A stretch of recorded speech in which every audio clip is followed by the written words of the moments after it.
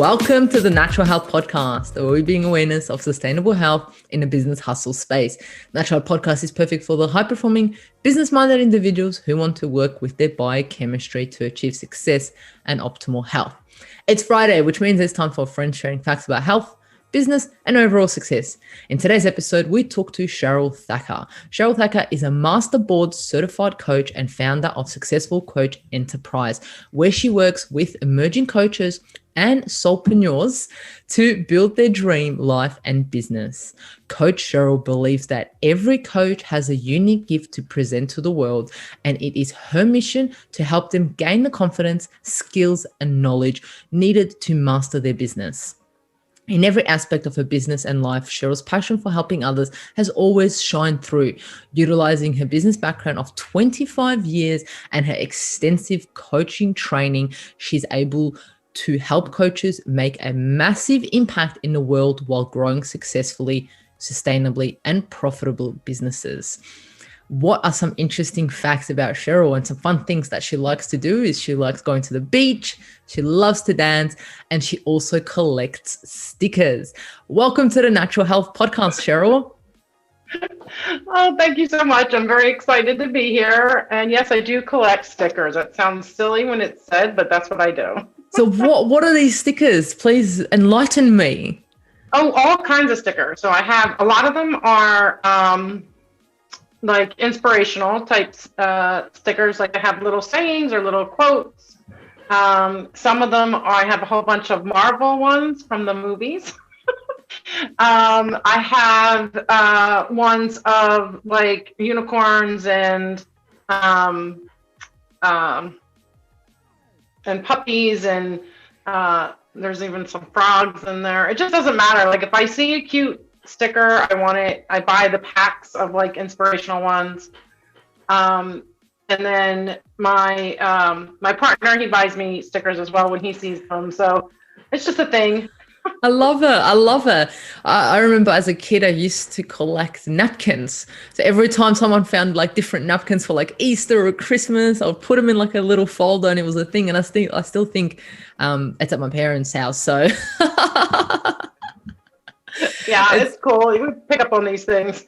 Yeah, and that's so cool. And I like the inspirational ones, like you said. I love that.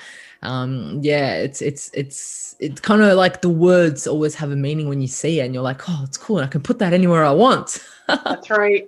Well, I use a planner and also a vision type book, a month-to-month book. And so I also buy stickers at the store. Like I'll go to Michael's or around here, or Hobby Lobby, it's called. And I'll buy inspirational, stickers for the planners and stuff. And then also like traveling and things like that, like all the things I like to do, beach stuff. But yeah, that's amazing. That's beautiful. Well, thank you for joining us today on Natural Health Podcast. I mean, look, before we get into today's topic, which I'm so interested about and can't wait to learn a bit more about it, I wanted to know, what have been the key turning points in your journey to where you are today? I mean, in your intro, we've spoken about you having a business background of 25 years and now you're coaching. So what have been the key turning points in your life? Well, so I come from a financial and HR background, and it actually, what happened was I got to the point where I was working about 60 to 65 hours a week, and I was raising 3 kids, and my health started to decline, and I was just totally out of balance with work-home life, and just running around trying to get all the must-dos done, and I wasn't really enjoying life or enjoying my kids. And then my health really tanked, and I was like, okay, I need to make a change here. And so I took all that experience and I said, well, what could I do with it? So I started doing like little solopreneur stuff. I started creating some websites. I started doing people's taxes, like anything that I could do to work for myself from home while I was trying to figure it out. And then eventually I was doing a website for a site that's called Recovery Nation, and got to be friends with the owner and started to work on that website, helping out his clients, and really was exposed to coaching and thought, this is amazing. And I really love the coaching. So I went and I got certified, and and I got more certified, and I got more certified. And then I was volunteering for Recovery Nation.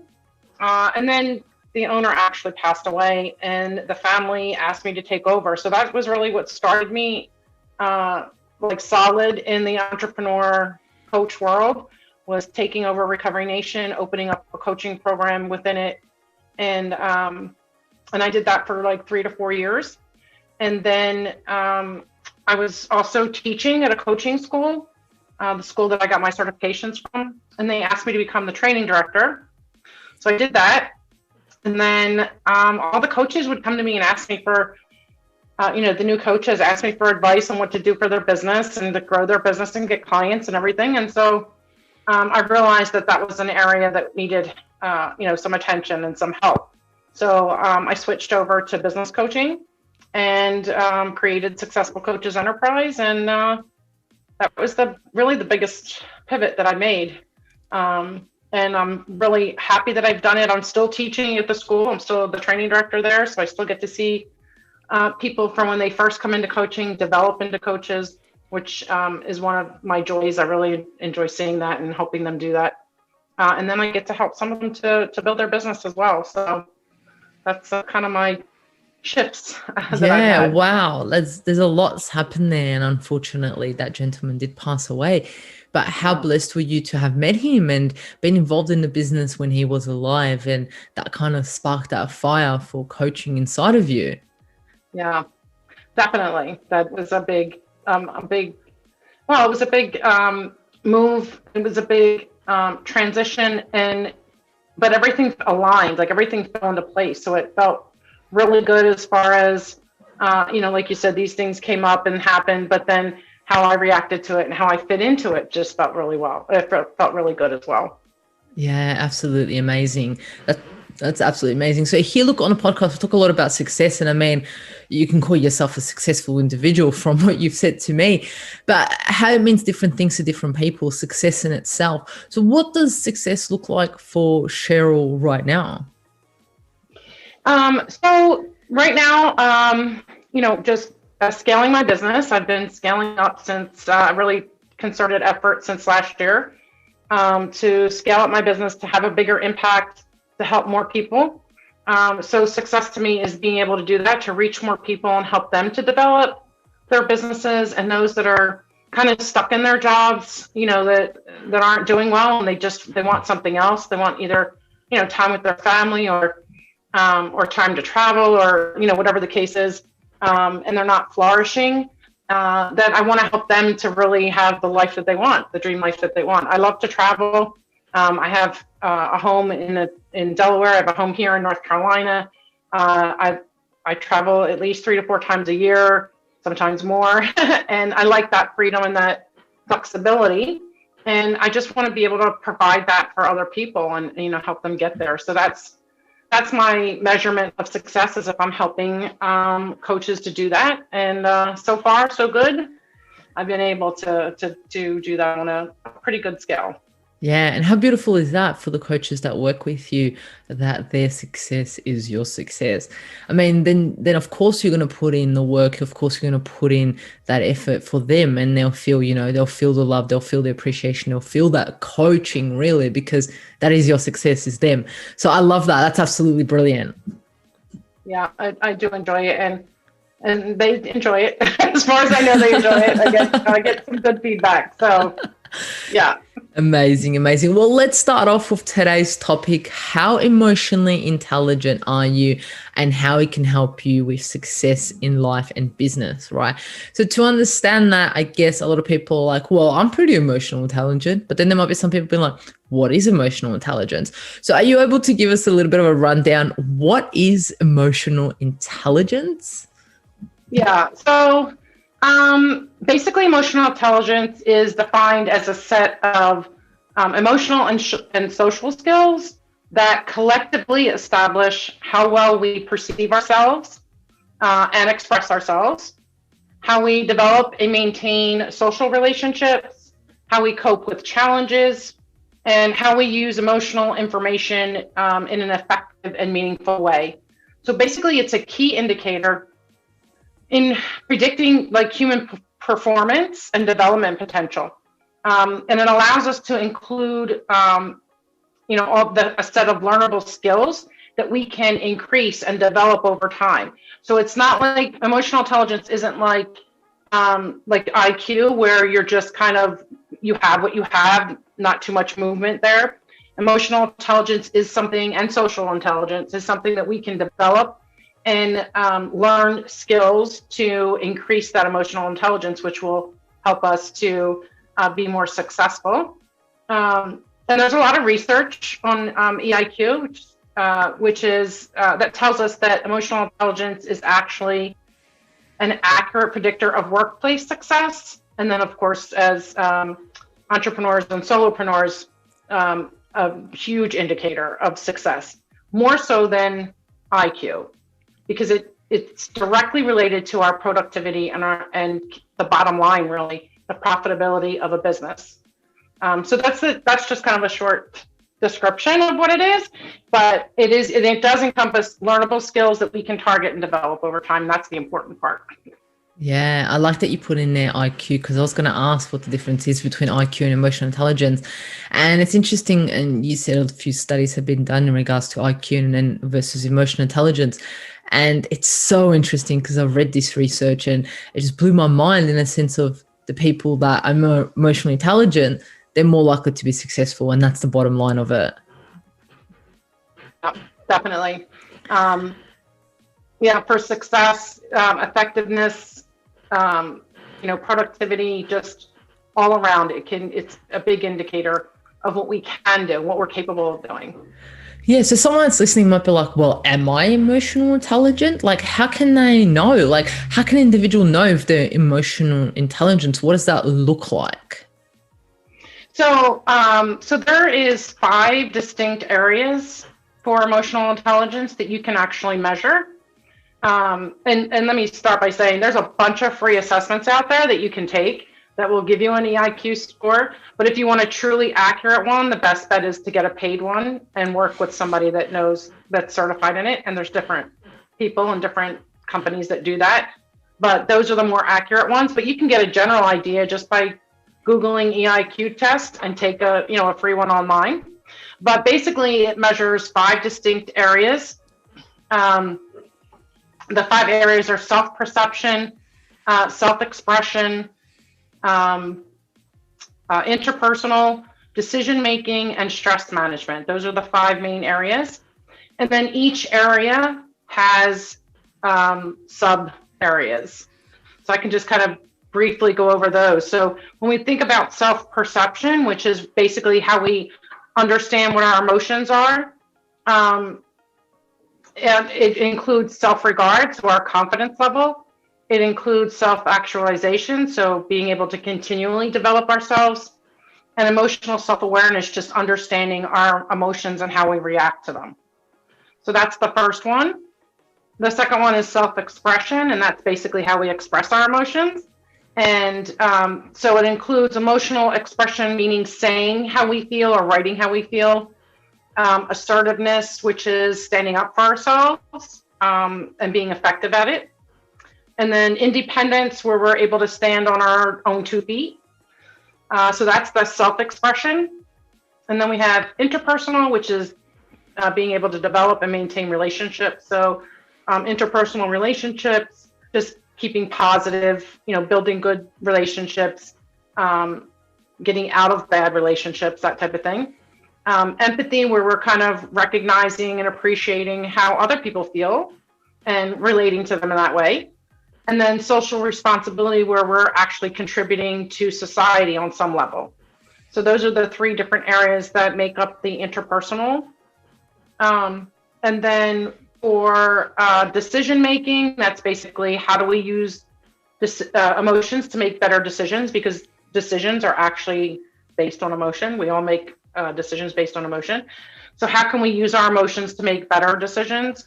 And that's basically problem solving. So being able to effectively manage emotions when you're solving your problems. Reality testing, so seeing things as they really are versus how we want them to be. And impulse control, where we have the ability to kind of delay like impulsive reactions. So that makes up decision making. And then we have stress management, which is basically how we cope with challenges. So flexibility, adapting to change effectively. Stress tolerance, which is where we're successfully coping with stressful situations, and optimism, which is having that positive outlook or mindset.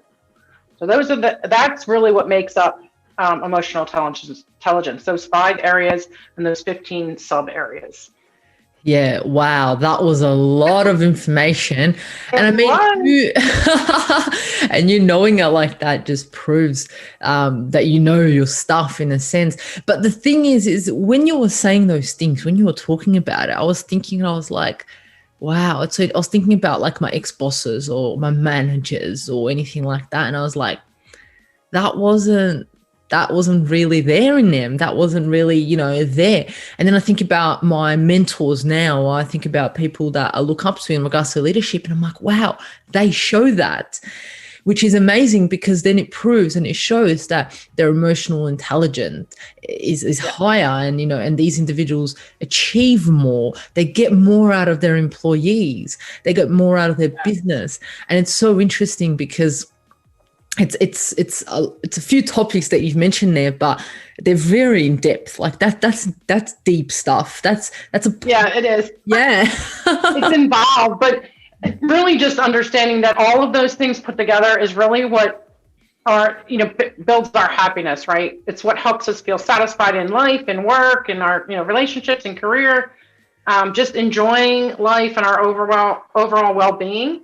That's what those things contribute and help us to develop. So when you see somebody that is pretty much happy and satisfied with their life, that they enjoy the different pieces of it and they enjoy the company and the people around them, they have an overall sense of like good, their well-being. We know they kind of feel good and they have a good outlook in life. Those are the people that have really high emotional intelligence, and they're the ones that when I was raising my 3 kids, I'd be really stressed and just like want to pull my hair out. And I would look at people like that and go, oh my gosh, how did they get that way?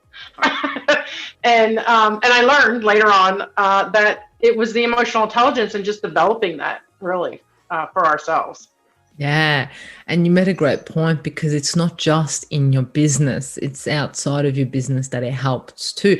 And I mean, looking at IQ that you said earlier, it's kind of like where you've got those quizzes where it's like, which one is not the right shape? And then you come up with it. That kind of seems easy compared to this emotional intelligence stuff. This emotional intelligence stuff is really looking at yourself and how you kind of have to drop the ego and understand, what am I not doing that well, or what are my weaknesses, and improving on them to become that better manager, to become that better employer, that business owner. Yes, absolutely. And the best thing to do really is to assess where you are now in your emotional intelligence, because once you get a baseline, it's easy to kind of at least see the path to improving it. And then it's just a matter of taking action and being consistent with it. So it's not like it takes, this whole difficult, journey to increase your emotional intelligence. It boils down to really being pretty simple. As long as you commit to it and take the action and do, put them in the time, you can definitely increase your emotional intelligence. Yeah. And that's the beauty of it, is that you actually can work on it. Just because you're given that number just doesn't stay unless you want it to stay. You can actually do things about it. But the interesting thing that you said in there was emotions, right? Which is the title of it, emotional intelligence. But how important do you think it's to recognize your emotions and experience them to be emotionally intelligent? Oh, very important. We have to, well, first thing is we have to understand that emotions are finite, right? There's a beginning and an end, because that will go a long way for us to realize what we're actually feeling and experiencing. Because sometimes we feel like this emotion is never going to end, right? And it actually increases that negative emotion or that anxiety or, or whatever the challenge is, that challenging emotion that you're going through. But if we understand that there's a beginning and end, they're finite, then we're able to recognize really how we feel and our reaction to it, and understand that we can, to a certain extent, control that reaction, right? We can delay impulse. We can delay getting angry. We can, until we feel better, until we've calmed down. Like, that's really the whole basis of it, is that we can really choose, once we learn, to increase our emotional intelligence, we can choose how we react to our emotions and how we use those emotions to increase the positivity and the mindset around us, the productivity, whatever it is that we're working towards, but also for the people around us. Because if your reactions, your emotional reactions, are done in a healthy way, then those around you actually respond better to you, right? So when you have managers or, officers or, owners or whatever, that the type that kind of go around and, scream and yell, and like you said, they're not helping their employees be very productive. But if you see them handling their emotions in a professional and kind of easygoing way, and they're able to manage those emotions and their reactions, then you will be that way as well with them, right? So it's just like, it rubs off on you, just like anything else. And it creates a better environment for all involved. And again, that's whether it's personal, same thing in a family. If you have a parent that's typically high strung and very reactive, those around, wind up having to react that way as well. But if you learn how to manage the reaction of your emotion, then that requires you to learn for yourself, what are your emotions? What are you feeling? And how are you reacting to it? How should you react to it? How you want to react to it? Yeah. And how amazing is that we have the power to do that? That's absolutely brilliant, because a lot of us believe and we give our power away to, our employees or our managers or our employers. In a sense, we give our power away. But what you're saying is that we can take that back. Absolutely. You can take it back. You just need to, it's really becoming self-aware, seeing, first of all, getting that assessment, because that'll give you a good baseline to what you have to improve on. But then just being really aware, hyper aware of, how are you feeling in that moment, and how are you reacting to it, and how are you showing it? And then breaking that down into some actionable items for you to take to, make it better. Yeah. So let's talk about an example. So let's say, for example, you got some constructive feedback, if that is from your client or, or your fellow workers or team members, and you're getting some, constructive feedback that you're not really, usually you would get angry and rebel and things like that. But how does a highly emotionally intelligent person react to this thing called constructive feedback? Yeah. So typically they're going to really look at the feedback, and they're going to consider each piece, and they're going to measure it against what they know about themselves and what they know about their work, or their productivity or what have you. And they're going to be a little bit more realistic about it. But even if they think that it's not exactly right or something's wrong in there, the way they're going to respond to it is going to be very professional, and they're going to want to talk about it. They're going to want to break it down. They're going to want to see what the manager suggests for improvement. Like, they're going to be very open to it, to improving themselves and improving the situation as well. Not just, especially if we feel like maybe there's something wrong, they're going to have a constructive conversation around it as well. So it works both ways. We're able to accept constructive criticism and actually work towards improving it. And then the flip side is we're able to stand up for ourselves, because we have that emotional intelligence that talks about, being realistic, about, viewing ourselves realistically, and being able to express and pick up for ourselves and assert ourselves as well. Yeah, that's brilliant. And I mean, imagine if all of us did that, but, once we got the feedback, our businesses will be booming throughout, everywhere, because we'll take that on and be like, okay, I take that. That makes total sense. And then, you improve it, you improve the business, you improve it, or you go, no, that actually doesn't make any sense. And then you stand up for yourself and you have that confidence. Yeah, wow, that blows my mind. That's absolutely brilliant. So, there is conflict also. Any business that anyone runs, you either have conflict with your business partner, with your employees, with a client. There's, not everyone's always on the same wavelength, right? So the question is conflict healthy? And how do you deal with conflict to achieve success in a business? Yeah, so I think it's healthy to a certain extent, right? Really, it's how you handle it, how you react it, how you communicate with those around you. But you're never going to have 100%, conforming to things or agreeing on things or having the same direction or belief. But again, it's how you handle it. So just basically being able to have discussions around, like first of all, bring awareness to the other person in that conflict, right? So we want to bring awareness around patterns or triggers, or maybe habits that are there that have developed. And again, we want to do this in an emotionally intelligent way. So we're doing it in a constructive, let's kind of sit down, figure this out type of thing. But once you're able to, as a team or a group or whatever it is that's having the conflict, once you're able to identify things that might be like triggering or or specifics that might come up in the process when you're exploring, you're creating awareness, then it's easier to sit there and work on it together to resolve the conflict, because you're working basically as a team, right? You're both saying, okay, something's not right here, there's a conflict, I don't agree or you don't agree or whatever, and let's just sit down and see what is causing this? What's the trigger, first of all, which triggered this conflict?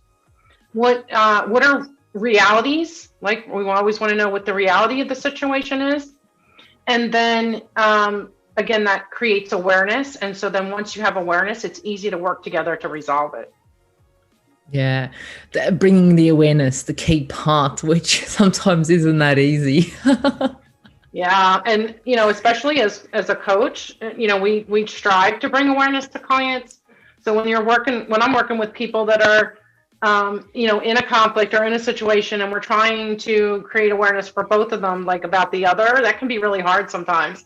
But again, it's just about sitting down and breaking everything down, looking at those triggers, looking at what caused the conflict to begin with, and creating awareness around that first. And then it's easier to create awareness around what you could do or what the other one could do to better the situation.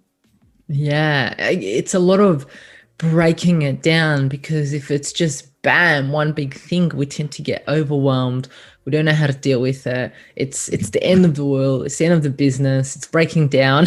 Whereas if what you said, if we just, break things down into certain little aspects and understand where things may have gone wrong throughout the relationship or throughout the process, we can work on that a lot easier. And we can be more intelligent when we're like, oh, we're not that stressed. Oh, it's just that little part. Okay, we know how to deal with that one. We've done that before.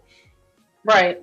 Yeah. And the other thing is again, that self-awareness, part of the development of your emotional intelligence is the self-awareness. And there's a couple things you can do. Like, you can ask yourself a couple questions, like, well, the first thing I would actually suggest for people to do, especially if you're in a situation where there's some conflict, is really look at a leader that you've worked with that you absolutely loved, right? This is just a little activity you can do for yourself.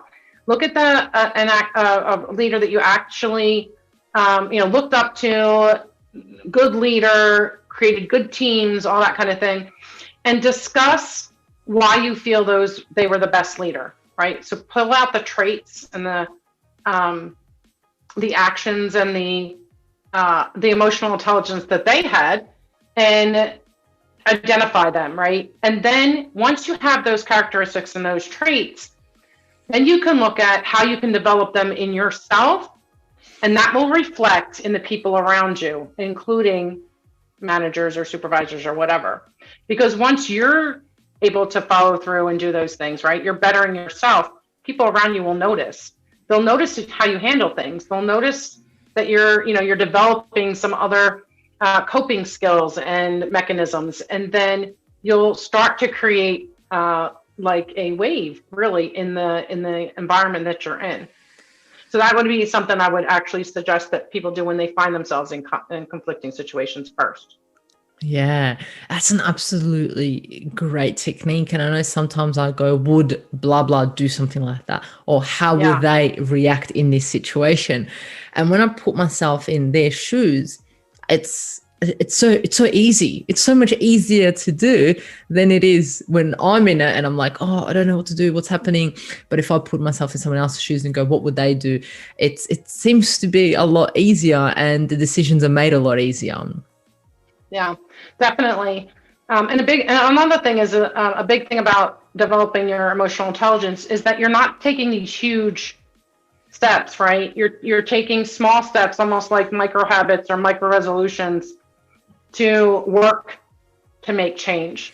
So it doesn't become exhausting or overwhelming. You're looking at taking small steps towards developing your emotional intelligence. But other people will see those as huge steps. But for yourselves, like, don't think that you have to, go out and do this 20-point action plan to start, creating better emotional intelligence. You can take tiny, kind of micro steps or micro changes that will create micro habits. And that is actually the foundation of change, is actually creating micro habits. And you build on those, right? So it's the same thing with emotional intelligence. You create small little habits, like how you react to this, how you answer this, how you, how long you stay angry, how, whatever the case is.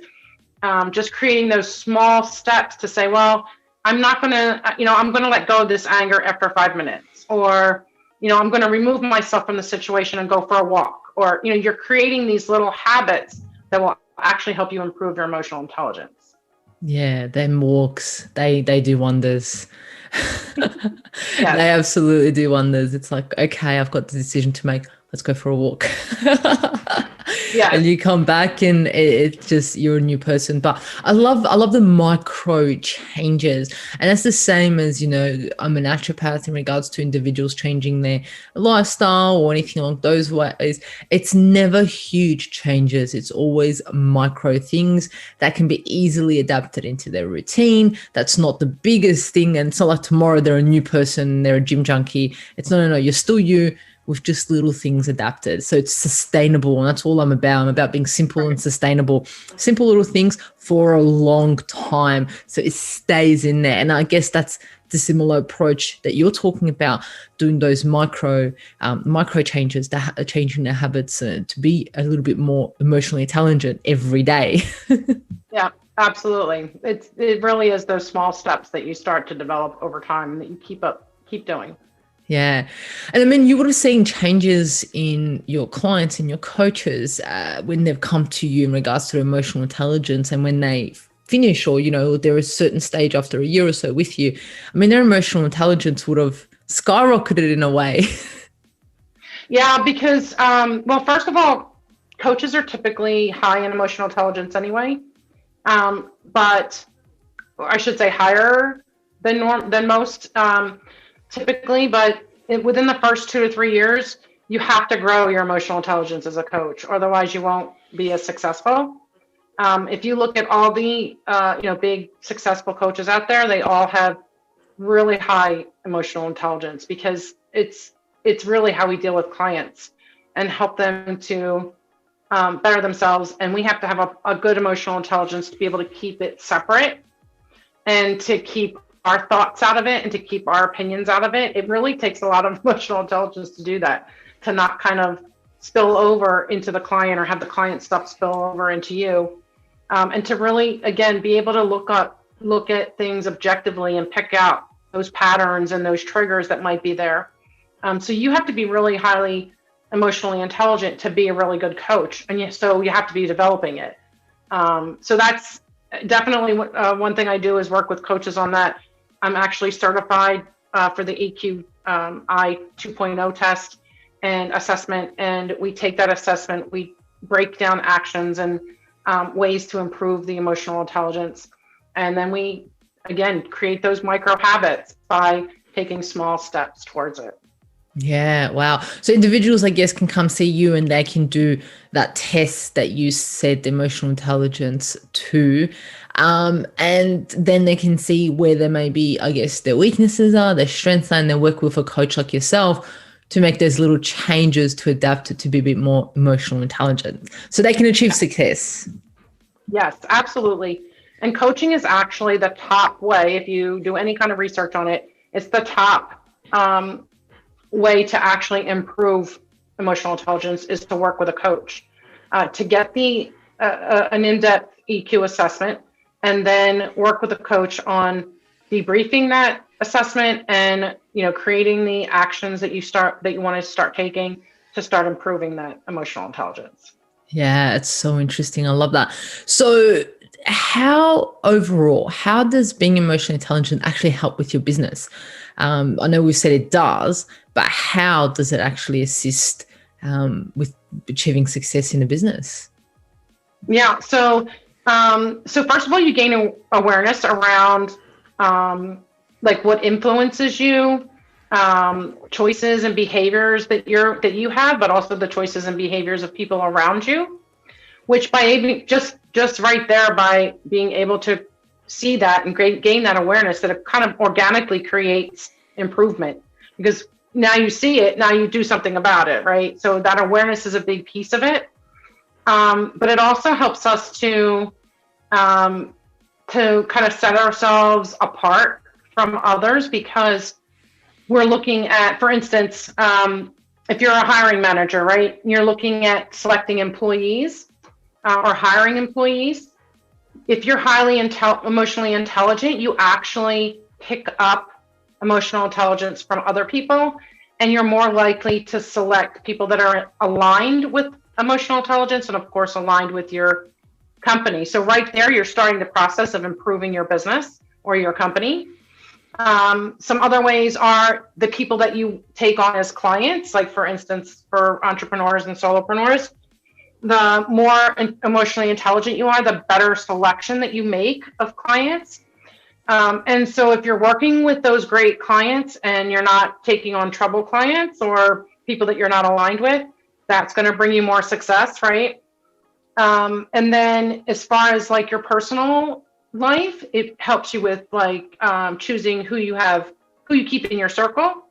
It helps you to develop relationships and communication.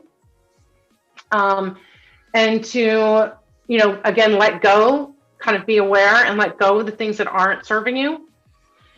So it can help you with, getting the right partner, or, communicating with your kids or family in general. It can help you to, in your workplace, to better communicate with managers and with subordinates, and also to really be successful in your own actions and your own productivity, because you can increase that with higher emotional intelligence because you're more aware of it. So it really, I mean, I could go on and on. It really just permeates everywhere when you're able to improve. So any time that you find yourself stuck in any kind of a situation, really look at your emotional intelligence and your reactions and your emotions, because I think that you'll find a lot of it, or at least a good piece of it, is rooted somewhere in your emotional intelligence or your emotional reactions. Yeah, wow. So many benefits of, you've mentioned some which are business related, of course, and then you've mentioned some that are personal. And I mean, that can all be linked to health also. I mean, emotional intelligence overall has many benefits in your business, in your personal life, and also to achieve health, because when all those things are on point, your health will be also, which is absolutely brilliant. I know that you've mentioned some practical tips, the practical tip of finding a leader or mentor that you look up to in their leadership skills, and then, dissecting and things like that. That's an absolutely great practical tips for someone to take on to improve their emotional intelligence. Is there any other practical tips that you can share with us today on the podcast that we'll be able to use to improve our emotional intelligence? I think, again, it's just about becoming more aware when we're able to, and breaking down things when we see something happening or we see our reaction to something. But just looking at like, how do we view ourselves and really look at changing, like, do we have limiting beliefs? Do we have a growth mindset or a fixed mindset? Growth mindset is more towards high emotional intelligence. Fixed mindset is more towards a low emotional intelligence. So working on developing and sustaining a growth mindset is a good tip, is a good way to look at that. Also looking, just practically writing down goals and kind of visioning it first of all, and then working through those micro goals, like breaking those goals down into micro goals, and then see how you work towards the goals. Like, see the success that you have, see if you are able to complete each of those micro goals and how you're incorporating them. If you have high emotional intelligence, that's going to be easier to do because your mindset is more open and flexible, and you're aware of the things like obstacles that come up. So just, taking the time to write things down.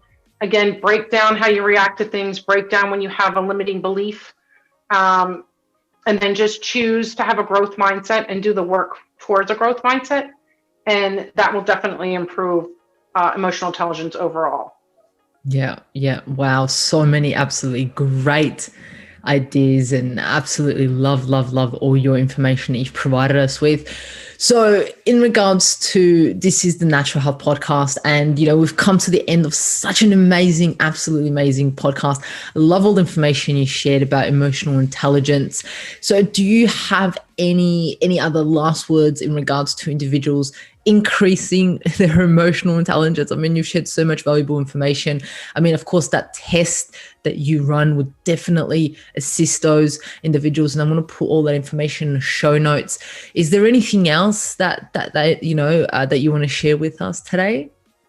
I think it's just, again, it's that awareness piece. So just kind of be aware of what influences us, like our choices and our behaviors, and start to really, when we want to make change, that's where we have to start with change, is becoming aware of those behaviors and those actions, and where do we need to tweak? Where do we need to start making those, those micro changes or micro habits in our life? Yeah. Understanding where we are, where we want to be, and what changes we need to make to be there, and having that growth mindset, like you said. Absolutely love that. And it's not just going to benefit your business, it's going to benefit you as an individual overall in every aspect of your life. So it's definitely worth working on. I mean, it's mind-blowing the effects that you get out of it. So look, to finish off, I ask all my guests, as this is the Natural Health Podcast, Cheryl, what is your best kept natural health hack that you may do in the morning, that you may do once a week, once a month, once a year? What's something that gets you to be healthy and to be on point? So the best thing that I do for myself is I actually, well, there's two things. First of all, I have a daily planner journal, and that's everything. So I write down my affirmations in there. I write down, what I have to do for the day. I review it at night, kind of get a feel for where I am. That's the first thing that's kind of daily. The second thing is that I go to the beach as much as possible. And so we rent beach houses throughout the year, and because the beach, the sand, and the water is my everything. It will calm me down. It will help me to relax. It actually, gives me energy, gives me, and it can be like months in between, but it'll clear everything that's happened, and and really rejuvenate me, and it's very inspiring for me as well to keep me focused and moving forward in my business and in my personal life. It's your little reset button, isn't it? Yes, exactly. Yeah, that's what I absolutely love the beach. And here in Australia, we're going into winter, but I, like you, I try and make the most out of just, even no matter how cold it is, just getting my feet in that sand, hearing that water. It just does absolutely wonders. We underestimate the power of nature, and in particular the beach. Absolutely. Brilliant. Well, look, if individuals want to get in touch with you, what is the best way to get in touch with you and access your services? Are individuals in Australia able to access your services? Are you doing online, or is it just in the US? No, I do. We're international. So yeah, we have people all over. And so the website is successfulcoaches.com, and it's actually getting a facelift this month. So by June, the new site will launch, but it's still there. available. You can also reach me on Instagram at Coach Cheryl Thacker, and then Cheryl Thacker anywhere else, all the other social media outlets. Beautiful. And I'll put all that information in the show notes. Thank you so much for your time. I know it's evening for you, time for you to just calm down and relax. So I really, really appreciate you sharing all this information about emotional intelligence. And I hope that the audience got something out of it and then to actually understand emotional intelligence and how they can raise their own. Yeah, thank you so much. I loved being on your show, and I loved talking about it. It's one of my favorite topics. So thank you. Thank you so much, Cheryl. Thank you for joining us on the Natural Health Podcast. And remember, the missing link between failure and success is your health.